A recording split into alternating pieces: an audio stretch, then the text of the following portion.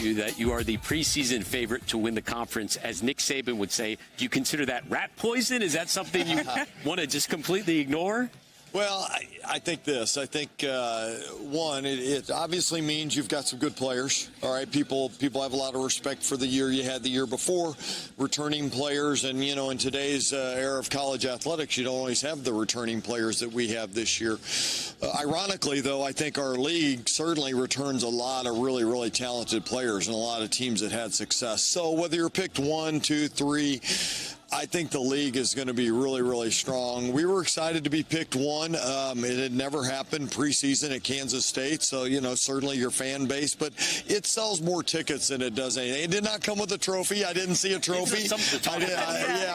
Right. So we got a lot of work to do, but we're excited about our year. That's great. Your fan base in Manhattan is so exciting. But we got to talk about the preseason player of the year, too. Tell us a little bit about Ayoka Lee, and this was one of the first years that she had her off season. Tell us what that looked like from last season into her senior year. Well, I think for her, it was just kind of a blessing for her to not have to be doing rehab the whole time just to play. I mean, anybody that's been through those injuries knows that that is really, really hard. A lot of lonely hours in the training room, a lot of time spent by yourself with the strength coach. And this was just I think almost just a refresher for her to just be doing basketball and other things. She's a young lady with a lot of interest, so she had some camps across the country. She attended some FCA camps. She did her own camp. You know, in this era of college athletics, you can do a lot of things in the offseason. And she also got some basketball in, so we were excited about that part. She's waiting in the wings. We'll hear from her in just a moment. You know, Caitlin Clark and Angel Reese have moved on to the WNBA. Is it now Ayoka Lee's time to become the face of college women's basketball? Well, I think this. I think she's a terrific person. Terrific basketball player. She does things the right way. The injuries have no doubt derailed some things for her in that regards, because as much as the Big 12 knows about her nationally, right, people don't always know about her as well, even though she had 61 points in a game, has the NCAA record for that against Oklahoma. You know, the injuries have hurt her, and even last year she didn't play injury-free. We missed her for 7 games with that fractured ankle. So we're hoping that this is a year that she's healthy, and if she's healthy, we know that she's a heck of a player. And right alongside Lee, you have first-team All-Big 12 Serena Sundell. Tell us about her impact on your program and what you expect from her this year. You know, she came into the program as a freshman and established right away that she understood the work ethic. She understood the day-to-day grind that it took to be a really good player. Her leadership has continued to get better. Initially, as a freshman, she came in and just said, you know what, I'm going to show up early, I'm going to work hard, and that's going to be my leadership. But now she's a player that can pull the young ones aside and lead them in the right direction. So another talented player. There's a lot of, I think, talented returning guards in this league, and Serena's certainly one of them. Who's one of the wild cards on your team? We've talked about Sundell and Ayoka Lee, but who's a wild card that your season could depend on? Well, I think that Zy Walker is a player that we saw get good minutes and show up huge in big games. I would also say Taryn Sides is a player that I thought she had a great summer.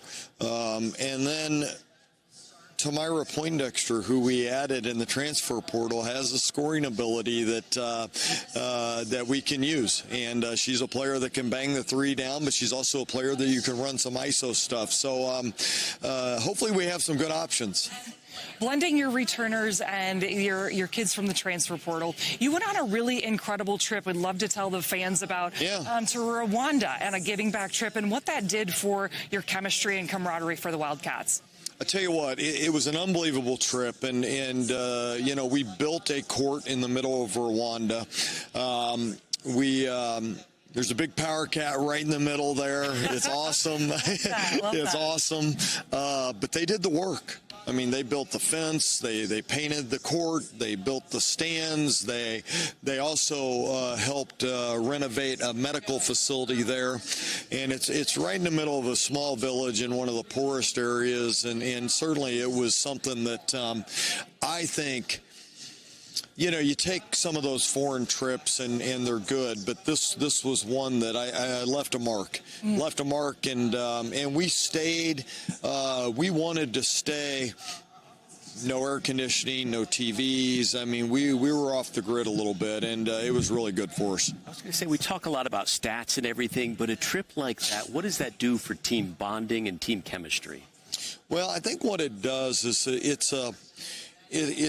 there's some shared suffering that you're going through tough times. There's also an appreciation that it's hard to get in today's world of, you know, Zy Walker said it when we came back. She goes, you know, I've been given a gift because I now appreciate things that I just took for granted, that we're so fortunate to be in America and so fortunate to have the things that we have, and simple things from water.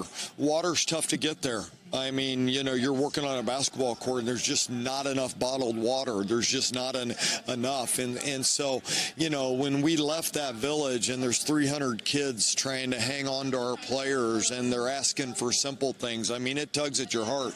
It hurts, but it took me 58 years to do it. I wish I'd done it sooner. I think they understand that was a great experience, and certainly they're very fortunate and grateful for that experience.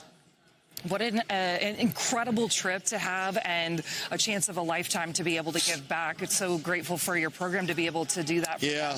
And I would talk about that for a long time, but I know that they want to hear about hoops. So let's talk about, you mentioned Tamyra Poindexter, yep, one of the top transfer portal gets, and really a piece to your offense and defense that's going to be big. Let's hear a little bit about her.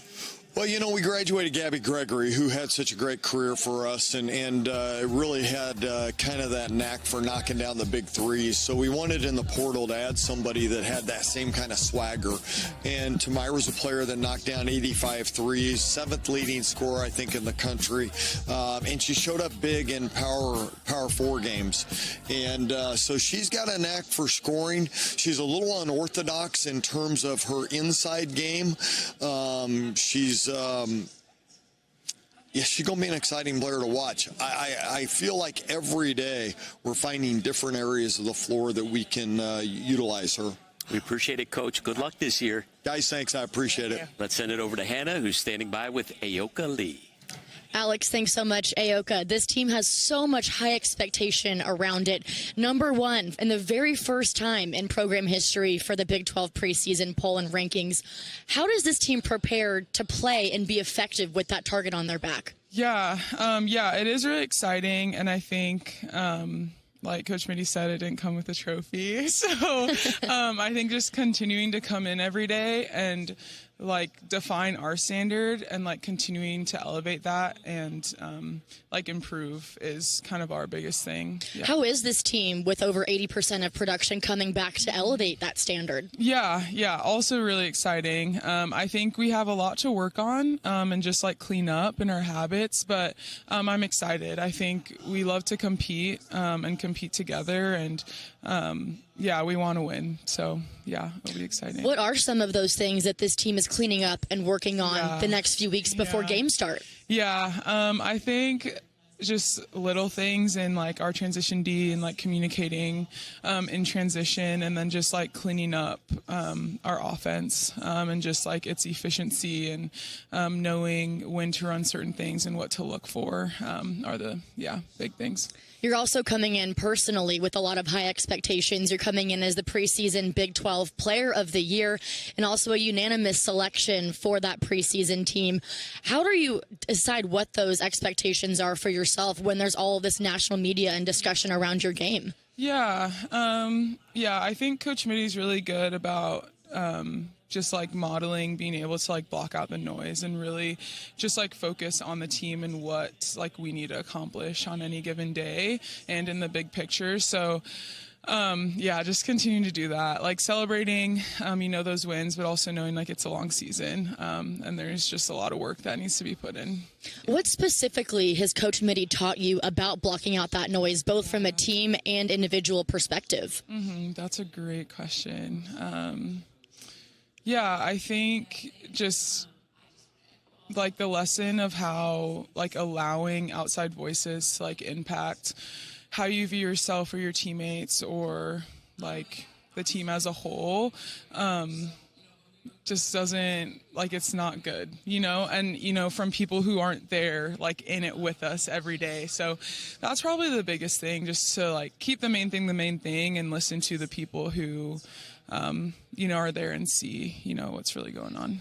Ayoka, this time last year, we were sitting in this very spot talking about your cat Chadwick, and now you have a new addition. You have a Bernedoodle named Bram. Yes. What made you want to add a dog to your little family? Yeah, I think the biggest just reason, my roommate had moved out, gotten married, and took her cat with her, and Chadwick was just lonely. You could tell he was like, just his behaviors weren't normal, kind of annoying, and I was like, okay, we need to do something about this. I didn't really want another cat, so landed on a puppy, and he's been just like a joy to have. Well, he is adorable. Ayoka, best of luck to you and the Wildcats this season, seeking out those titles and those tournament appearances and championships, and also best of luck as both a dog and cat mom. Thank you. Guys. Thank you, Hannah. There you see the Kansas State contingent.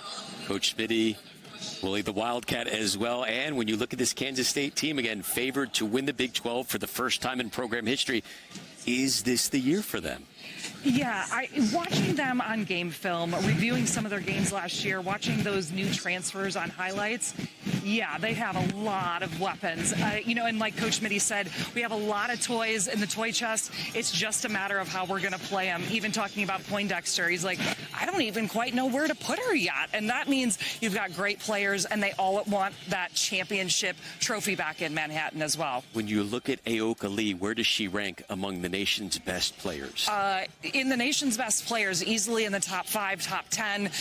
Post players. When you watch her on game film, what impresses me the most is her positioning. She gets so far deep underneath the basket that all she has to do is keep the ball above her head and turn and lay it in. Because at 6'6" with a long wingspan, she's already taller than a lot of those players. And you heard from other coaches in the Big 12, they went out to get other players to try to compete with the Lees of the world. Does she have the cast around her to get it done and win the conference title? Oh, absolutely. Serena Sundell, you have Jalen and Briley Glenn, who they've all played together for 4 straight years. They also brought in another player named Kennedy Taylor from Missouri State, who is 6'3", and is going to be able to alleviate Lee, or if she gets in foul trouble, kind of play the 4 and 5 position there. So whoever they even bring off the bench, it's going to be big time for the Wildcats. Manhattan and Bramlage Coliseum is going to be rocking them.